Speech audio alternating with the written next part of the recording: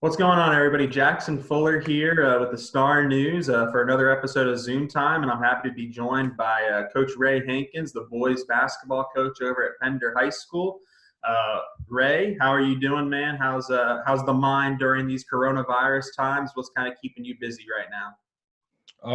Well, for the most part, I've been, reading and exercising and just, preparing for next season. And, a lot of people don't understand, like being a coach, you give so much energy, throughout the season that it's, you need time to recover. So right now, I'm just recovering, taking care of myself and spending time with the family, etc.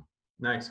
How's virtual learning going for you right now? When did you guys start that over at Pender High School? I believe you started around March 13th.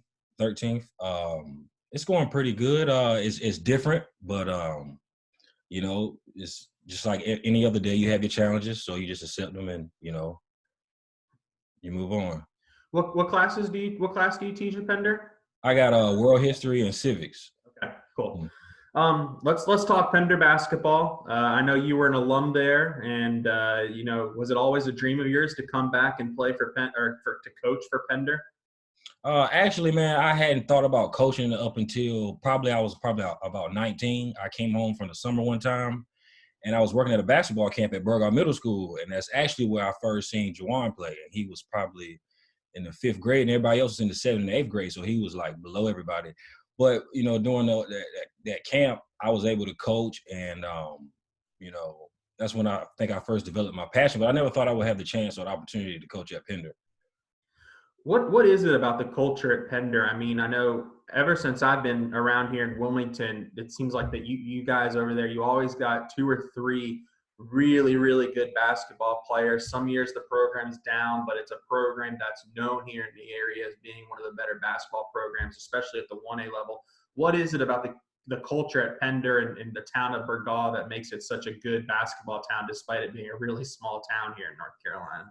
Well, the thing about that is, the dynamics is out there in the country, so there's not much to do but, go outside and play sports. So, a lot of times that's what we did. And, it's kudos to like, the older generations for, passing down that knowledge, because I can remember growing up, we used to go to the middle school and they would play every Saturday and Sunday for hours.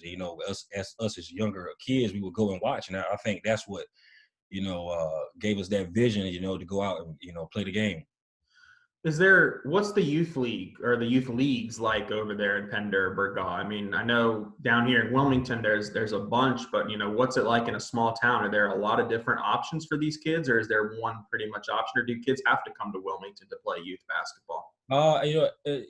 To be honest, if you want to, play youth basketball, I would probably, have to send them to Wilmington, because I don't think we have too much structure here, for the young adults to participate in. Gotcha. Mm. What was it like? I know you guys had a great year. You finished tied for the regular season conference championship with East Carteret. You made it to the second round of the playoffs, lost to a very good Henderson Collegiate team. I think they made the state championship, right? They didn't get to play in it, but what was it like going against Henderson Collegiate? I know they got college kids. It's a charter school. You played in a rec gym, right? What was that game like for you guys at Pender? As competitors, that's the type of game that you want to play. You want to play the best of the best, in the most diverse circumstances, and that's what we did when we faced Henderson Collegiate. They have a really good team. I wish that public schools could recruit like charter schools. That would be nice, but on the competitive side, you want to play, at the top of the line. But those guys are really good, man. Well coached by Coach Marshall. They had a really good team, and I think they played together year round with AAU, so they were all comfortable with each other. So it was a great experience. A great game too. Y'all were leading at the half, right? Is that right? I mean, that's probably a game that deserved to be played in the third, fourth round of the 1A playoffs, not the second round. You mentioned the charter schools. I know my first job out of college, I was in Mount Airy, North Carolina, where you've got Bishop McGuinness, Winston-Salem Prep, a lot of those, Western 1A powerhouses in either boys or girls basketball. What's kind of your opinion on the charter schools? Do you think that they should maybe go to a different classification for the playoffs, or like you said, you kind of enjoy the challenge of going against those guys? No, absolutely. I enjoy the challenge on the competitive side. I want to play the best of the best. I don't want no easy road I want to be challenged. So, but if we could recruit, to make it equal and have the equity, that would be perfect. But, as far as a charter school being in our playoffs, I don't mind. Mm-hmm. I know, and it's interesting because I just find it interesting because back when I was in Mount Airy, those schools really were adamant that we need to put the charter schools somewhere else, and then I come down here and I find it interesting that you don't really hear much of that from the likes of Pender and Trask, and you hear it a little bit, of course, because like you said, they've got some extra benefits when you're a charter school in a big area like Henderson Collegiate or Winston-Salem, but.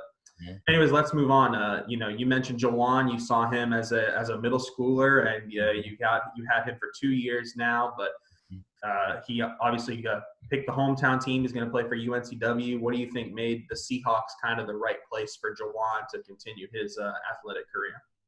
I think first and foremost, which it means most to Jawan, is just being around good people, genuine people that want to that's in your corner and that want to see you exceed.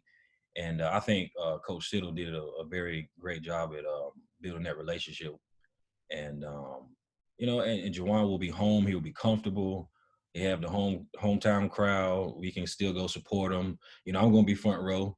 Support with my popcorn. But it's just a great fit. And I think Coach Siddle, was with Coach Keats. They had a 3-guard set.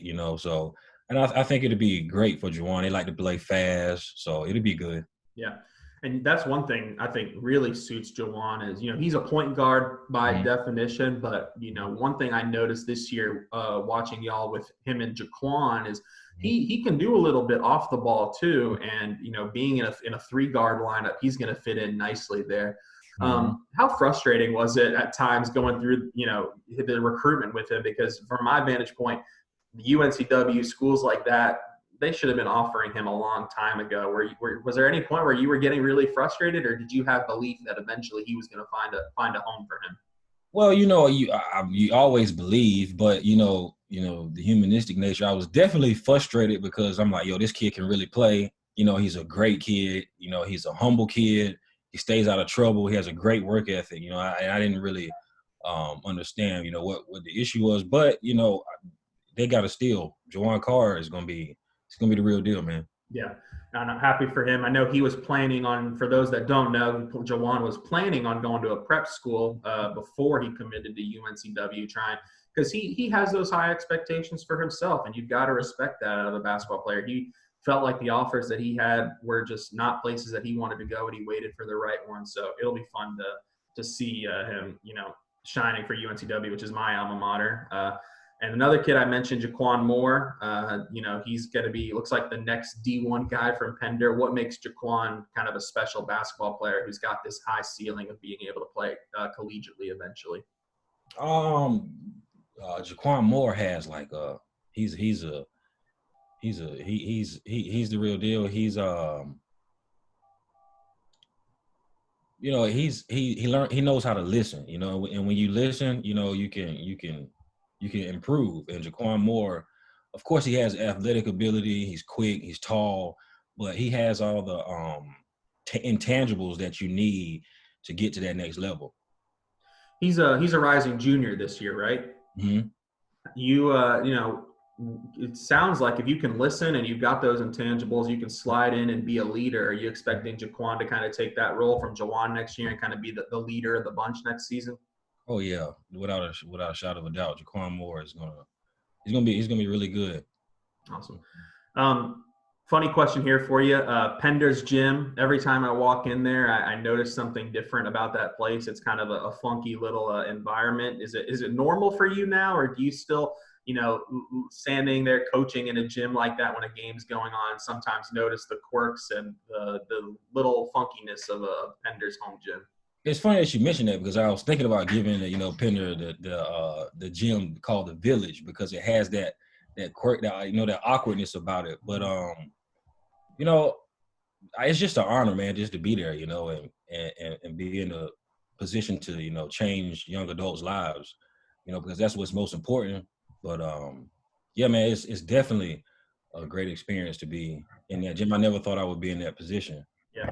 There's some places where like Pender's gym, Wallace Rose Hills football stadium, White Bills, you get these small schools that have these little quirky stadiums. I think they're all really, really cool. All right, Ray, last question for you. Something I ask all the people that come on here. If you could have chosen one sport during this coronavirus stuff, don't count high school, but like NBA playoffs, March Madness, the Masters, opening day, the Olympics. What's one sport you could snap your fingers and it would be back and on TV and you'd be able to watch it right now? Probably the NBA Finals. Yeah. It was setting up for an exciting year, man. Who's your NBA team that you pull for? Well, Kobe was my favorite player, so I used to pull for the Lakers. But I think I started moving towards Kawhi Leonard because he exemplifies that same type of, behavior that Kobe exhibited. Him and Kobe are both killers. Kawhi is a little bit more quiet than Kobe was, but he definitely has that do anything at all costs mentality. Who would you have picked to win the championship this year? Would you have picked the Clippers if they would have been able to stay healthy and have a finals this year?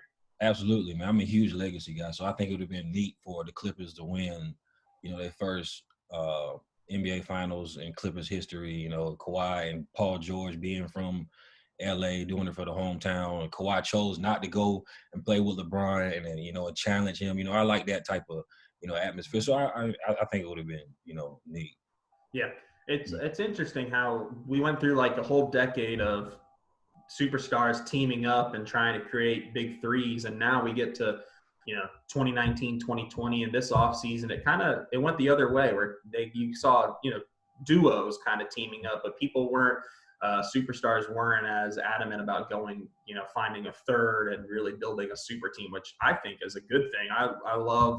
I'm a Heat fan, so I loved when LeBron and Bosh came to Miami to play with Wade, but I think now it's better for the game when you've got, 10 teams with 2 stars instead of, just 2 with 3. So awesome, Ray. Well, I appreciate you joining me, man. Good talk. Good luck with everything. I got to say, it's every time I make the trip out to Burgaw, it's a pleasure watching y'all's up and down style of play that, sometimes doesn't come through high school basketball as often, but stay safe, stay healthy, and thank you so much for joining me, man. Yes, sir. I appreciate you reaching out, and the prayers and thoughts go out to everybody that's facing the same circumstance. Absolutely, especially for our seniors, spring seniors missing out on the sports. Good look there. So thank you very much, Ray. Have a good one. All right, you too.